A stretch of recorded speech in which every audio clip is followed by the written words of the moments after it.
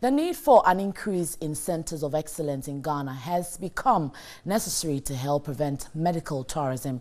Now, the increase in medical tourism would enable the country train more specialist doctors to treat all kinds of medical conditions. Vice President Dr. Bawumia's departure from Ghana to the United Kingdom on medical leave has reignited a debate on why some Ghanaian leaders travel outside for medical care. Adakulu Member of Parliament Kwame Agboja expressed his concern on the matter. Would it be protecting public purse to have flown the Vice President out of the country when we could have done that, assess or given him treatment at Ridge or within the country? However, a Deputy Health Minister, Kingsley Abuaji-Jedu, had explained the decision to fly the Vice President to the UK. We had Ghanaian doctors looking after him on the Thursday and Friday, but they, upon their advice, that he had to seek the medical care outside the country. But under which condition would doctors advise that a patient be taken outside Ghana for medical attention? If the service being rendered or being sought is not available here. And this may be that the expertise, the human resource may be here, but the equipment may not be here.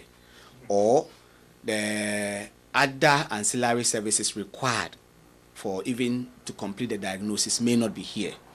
In that case, then or there's an expertise, maybe a world-renowned specialist in a particular field which is not developed here, then the person will need that kind of service outside. So for an ordinary person, what will happen is that a medical board is usually set up to evaluate the diagnosis and indeed confirm that the service that is being sought is not available here, or there is either a better expertise elsewhere, and that's the best place that the person can get that care.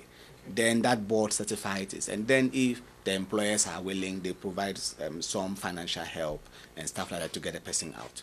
Dr. Bayo explained that though Ghana has a lot of specialist doctors and equipment, Ghanaians would continue to travel outside for medical care since not all specialists are found in Ghana. In case of organ transplant, for example, a patient would definitely need the expertise of doctors abroad. Therefore, the need for an increase in centers of excellence. Fetal therapy, for instance, where we perform surgeries for babies while they are inside their mother's womb. It's a skill that can easily be learnt, but the equipment needed to have that kind of service available currently is not available.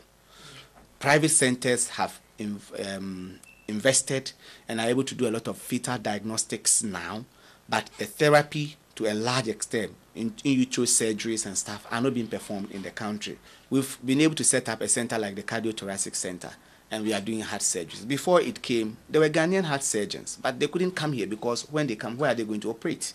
That's why we as a nation must set up centers of excellence where we can go into these subspecialties, and it is available for training. He explained most Ghanaian doctors are unable to return to Ghana for practice due to the lack of equipment in the area of their expertise. He stated the association wished the country had all the necessary machinery and expertise to attract other heads of state to seek medical care in Ghana.